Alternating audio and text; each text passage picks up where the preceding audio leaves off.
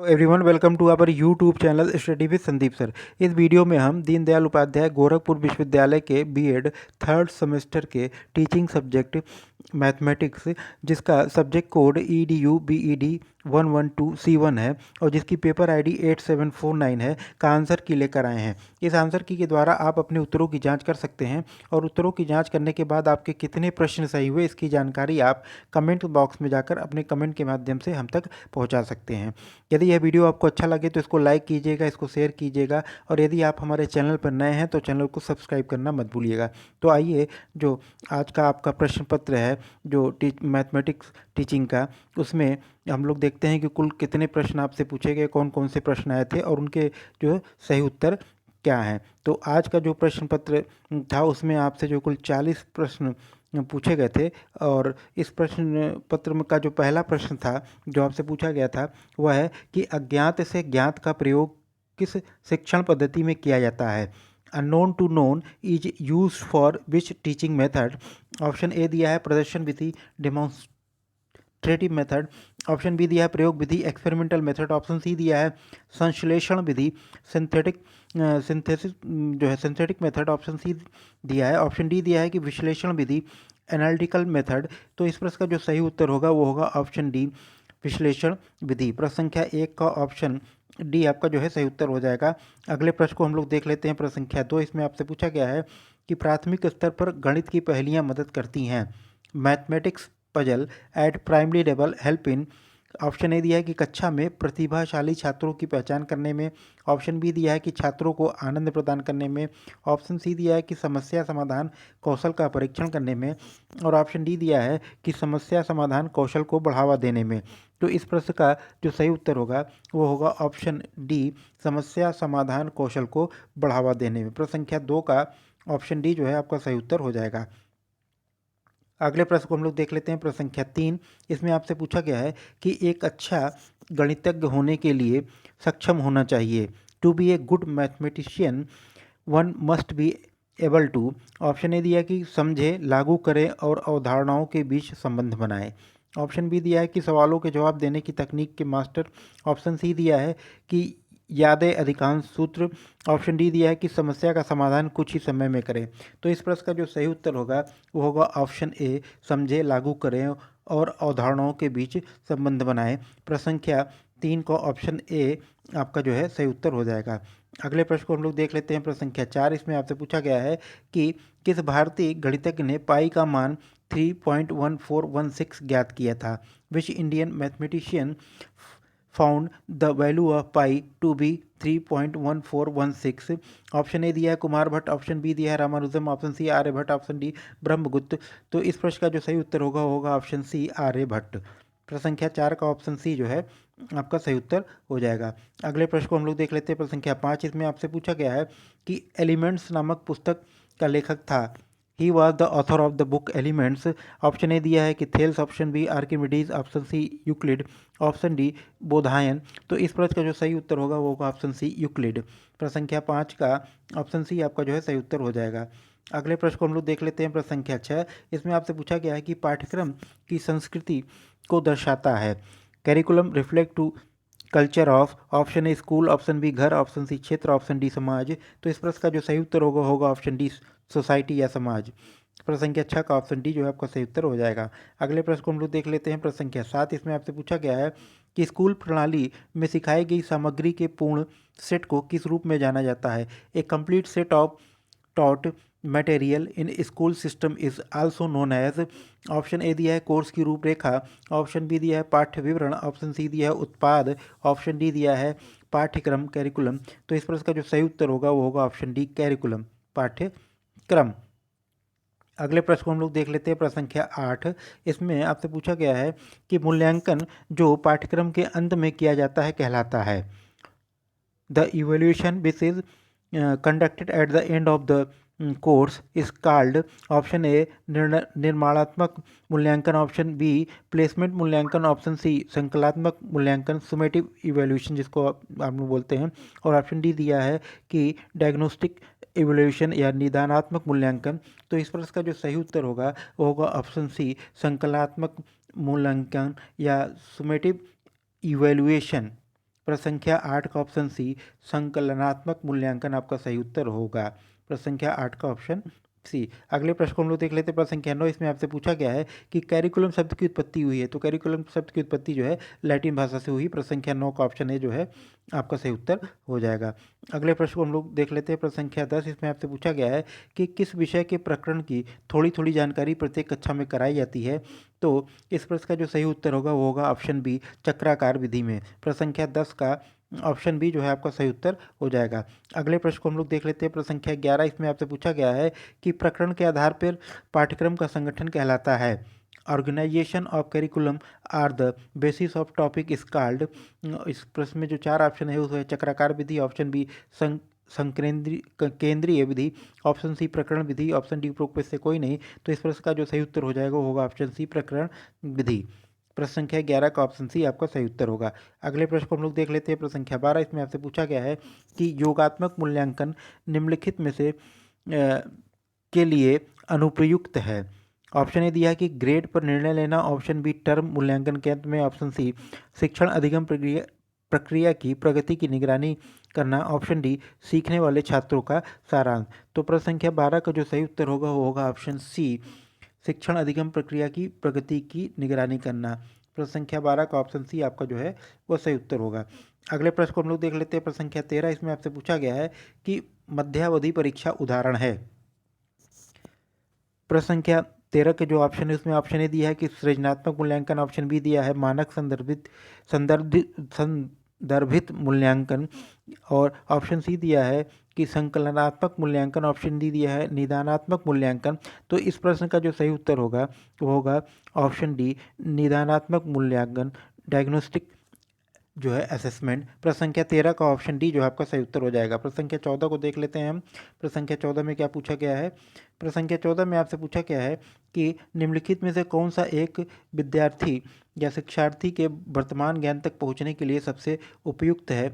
जो प्रश्न संख्या के 14 में जो ऑप्शन दिए गए हैं उसमें से जो सही उत्तर होगा वो होगा ऑप्शन सी निदानात्मक जो है, नहीं, इस प्रश्न का जो सही उत्तर होगा वो होगा ऑप्शन बी योगात्मक मूल्यांकन। प्रश्न संख्या 14 का ऑप्शन बी जो है आपका सही उत्तर हो जाएगा, योगात्मक मूल्यांकन। अगले प्रश्न को हम लोग देख लेते हैं। प्रश्न संख्या 15, इसमें आपसे पूछा गया है कि विज्ञान में निर्माणात्मक मूल्यांकन क्यों महत्वपूर्ण है। ऑप्शन ए दिया है कि यह छात्रों में वैज्ञानिक सोच विकसित करने में मदद करता है, ऑप्शन सी ये नैदानिक है, ऑप्शन सी जो दिया है वो विज्ञान की बेहतर समझ में मदद करता है, ऑप्शन डी दिया है कि आचरण करना आसान है। तो प्रश्न संख्या 15 का ऑप्शन बी आपका सही उत्तर होगा। अगले प्रश्न को हम लोग देखते हैं। प्रश्न संख्या 16, इसमें आपसे पूछा गया है कि विश्लेषणात्मक ज्यामिति की खोज की थी किसने। तो प्रश्न संख्या 16 में जो ऑप्शन दिए गए हैं उसमें से जो आपका सही उत्तर होगा ऑप्शन ए डेकार्टे ने जो है विश्लेषणात्मक ज्यामिति की खोज की थी। तो प्रश्न संख्या 16 का ऑप्शन ए आपका जो सही उत्तर हो जाएगा। अगले प्रश्न को हम लोग देख लेते हैं। प्रश्न संख्या 17, इसमें आपसे पूछा गया है कि गणित की प्रकृति है।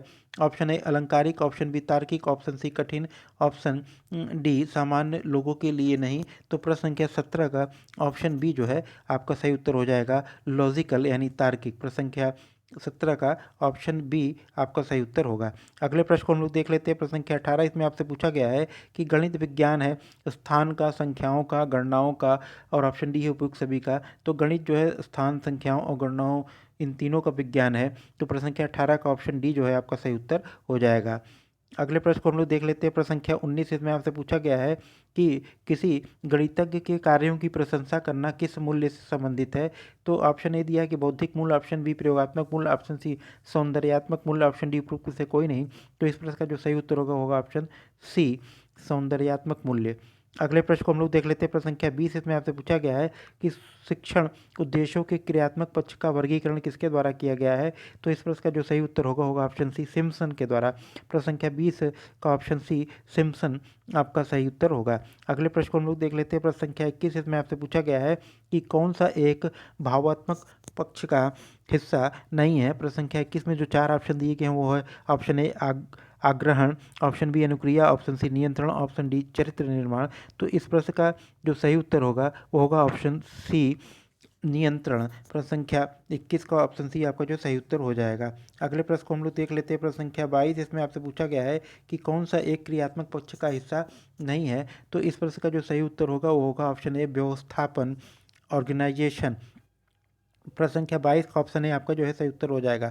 अगले प्रश्न को हम लोग देख लेते हैं। प्रश्न संख्या 23, इसमें आपसे पूछा गया है कि संज्ञानात्मक पक्ष का निम्नतम स्तर कौन सा है। ऑप्शन ए दिया ज्ञान, ऑप्शन बी अवबोध, ऑप्शन सी अनुप्रयोग, ऑप्शन डी विश्लेषण। तो इस प्रश्न का जो सही उत्तर होगा वो होगा ऑप्शन ए, ज्ञान। प्रश्न संख्या 24 की ओर हम लोग चलते हैं। इसमें आपसे पूछा गया है कि भावात्मक पक्ष का उच्चतम स्तर क्या है। आग्रहण, ऑप्शन बी दिया है कि चरित्र निर्माण, ऑप्शन सी अनुमूल्यन, ऑप्शन डी व्यवस्थापन। तो इस प्रश्न का जो सही उत्तर होगा वो होगा ऑप्शन बी, चरित्र निर्माण। प्रश्न संख्या 24 का ऑप्शन बी आपका सही उत्तर होगा। प्रश्न संख्या 25 को हम लोग देख लेते हैं। इसमें आपसे पूछा गया है कि निम्नलिखित में से कौन ब्लूम के वर्गीकरण का क्षेत्र नहीं है। तो ब्लूम के वर्गीकरण के क्षेत्र में शामिल नहीं है वह है उद्देश्यात्मक, संज्ञानात्मक, भावात्मक और मनोगत्यात्मक। तो ये उसके ब्लूम के वर्गीकरण में शामिल है। तो ऑप्शन ए जो है वो सम्मिलित नहीं है। तो प्रश्न संख्या 25 का ऑप्शन ए जो है आपका सही उत्तर हो जाएगा। अगले प्रश्न को हम लोग देख लेते हैं। प्रश्न संख्या 26 को इसमें आपसे पूछा गया है कि क्रियात्मक पक्ष का निम्नतम स्तर कौन सा है। तो ऑप्शन जो दिए गए हैं, ऑप्शन ए नियंत्रण, ऑप्शन बी उद्दीपन, ऑप्शन सी जो है स्वाभाविकरण, ऑप्शन डी आदत निर्माण। तो प्रश्न संख्या 26 का ऑप्शन बी जो है आपका सही उत्तर हो जाएगा, उद्दीपन। प्रश्न संख्या 26 का ऑप्शन बी सही उत्तर है। अगले प्रश्न को हम लोग देख लेते हैं। प्रश्न संख्या 27 को इसमें आपसे पूछा गया है कि रॉबर्ट मेगर ने व्यवहारिक रूप में उद्देश्यों को लिखने हेतु निम्नलिखित में से किसे आधार माना है। तो इस प्रश्न का जो सही उत्तर होगा वो होगा ऑप्शन डी, ब्लूम के वर्गीकरण को। प्रश्न संख्या 27 का ऑप्शन डी आपका सही उत्तर हो जाएगा। अगले प्रश्न को हम लोग देख लेते हैं। प्रश्न संख्या 28, इसमें आपसे पूछा गया है कि प्रत्यय स्मरण करना संज्ञानात्मक पक्ष के किस स्तर के अंतर्गत आता है। तो प्रश्न संख्या 28 का जो ऑप्शन ए दिया है वो ज्ञान, ऑप्शन बी बोध, ऑप्शन सी प्रयोग, ऑप्शन डी विश्लेषण। तो इस प्रश्न का जो सही उत्तर होगा वो होगा ऑप्शन ए, नॉलेज या ज्ञान। प्रश्न संख्या 28 का ऑप्शन ए। प्रश्न संख्या 29 को हम लोग देख लेते हैं। 29 में आपसे पूछा गया है कि प्रदर्शन करना संज्ञानात्मक पक्ष के किस स्तर के अंतर्गत आता है। ऑप्शन ए संश्लेषण, ऑप्शन बी विश्लेषण, ऑप्शन सी प्रयोग, ऑप्शन डी बोध। तो इस प्रश्न का जो सही उत्तर होगा वो होगा ऑप्शन सी, प्रयोग। प्रश्न संख्या 29 का ऑप्शन सी प्रयोग या एप्लीकेशन ये आपका सही उत्तर हो जाएगा। अगले प्रश्न को हम लोग देख लेते हैं। प्रश्न संख्या 30, इसमें आपसे पूछा गया है कि श्रवण करना भावात्मक पक्ष के किस स्तर के अंतर्गत आता है। ऑप्शन ए दिया है कि आग्रहण, ऑप्शन बी अनुक्रिया, ऑप्शन सी अनुमूल्यन, ऑप्शन डी व्याख्या व्यवस्थापन। तो इस प्रश्न का जो सही उत्तर होगा वो होगा ऑप्शन ए, आग्रहण। प्रश्न संख्या 30 का ऑप्शन ए जो है आपका सही उत्तर हो जाएगा। प्रश्न संख्या 31 को देख लेते हैं हम लोग। इसमें आपसे पूछा गया है कि परियोजना विधि का विकास किया था। और ये प्रश्न ऐसा है जो हर पेपर में आ रहा है, बार बार रिपीट हुआ रहा है। तो इस प्रश्न का जो सही उत्तर होगा वो होगा ऑप्शन सी, किलपैट्रिक ने। प्रश्न संख्या जो है 31 का ऑप्शन सी आपका सही उत्तर हो जाएगा। अगले प्रश्न को हम लोग देख लेते हैं। प्रश्न संख्या 32 को इसमें आपसे पूछा गया कि बाल केंद्रित विधि है। तो बाल केंद्रित जो विधि है वह है योजना विधि या प्रोजेक्ट विधि के नाम से हम लोग जानते हैं। तो प्रश्न संख्या 32 का ऑप्शन डी जो है वो आपका सही उत्तर हो जाएगा। अगले प्रश्न को हम लोग देख लेते थे। प्रश्न संख्या 33, इसमें आपसे पूछा गया है कि निम्नलिखित में से कौन एक अच्छे परीक्षण की विशेषता है। वैधता, ऑप्शन बी विश्वसनीयता, ऑप्शन सी वस्तुनिष्ठता, ऑप्शन डी उपयुक्त सभी। तो एक अच्छे परीक्षण की विशेषता वैलिडिटी, रिलायबिलिटी और ऑब्जेक्टिविटी ये तीन ही होती है, यानी वैधता, विश्वसनीयता, वस्तुनिष्ठता। तो इस प्रश्न का जो सही उत्तर है वो ऑप्शन डी आपका हो जाएगा, उपयुक्त सभी।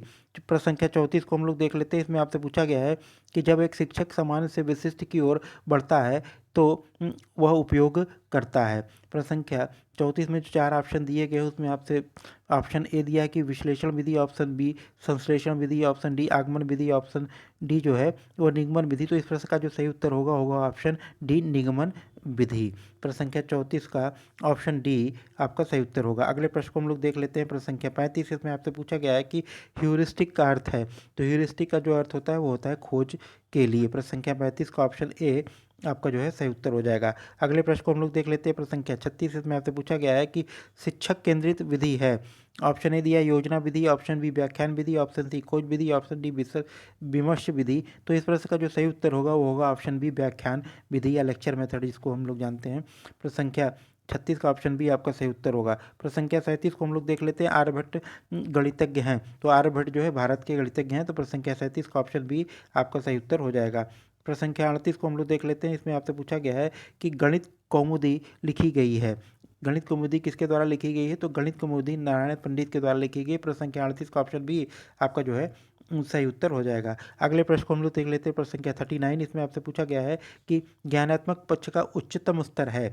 तो इस प्रश्न का जो सही उत्तर है वह है आपका ऑप्शन सी, मूल्यांकन, इवैल्यूएशन। प्रश्न संख्या 39 का ऑप्शन सी जो है आपका सही उत्तर हो जाएगा। अगले प्रश्न को हम लोग देख लेते हैं। प्रश्न संख्या 40, इसमें आपसे पूछा गया है कि ग्रहण करना पक्ष संबंधित है। ऑप्शन ए संज्ञानात्मक पक्ष से, ऑप्शन बी भावात्मक पक्ष से, ऑप्शन सी क्रियात्मक पक्ष से, ऑप्शन डी उपरोक्त में से कोई नहीं। तो इस प्रश्न का जो सही उत्तर होगा वो होगा ऑप्शन बी, भावात्मक पक्ष से। प्रश्न संख्या 40 का ऑप्शन बी जो है वह आपका सही उत्तर हो जाएगा। इस प्रकार इस प्रश्न पत्र में जो 40 प्रश्न पूछे गए थे उन सभी प्रश्नों के उत्तर आपको प्राप्त हो गए हैं। तो यदि यह वीडियो आपको अच्छा लगे तो इसको लाइक कीजिएगा, इसको शेयर कीजिएगा, और यदि हमारे चैनल पर नए हैं तो चैनल को सब्सक्राइब करना मत भूलिएगा। जय हिंद।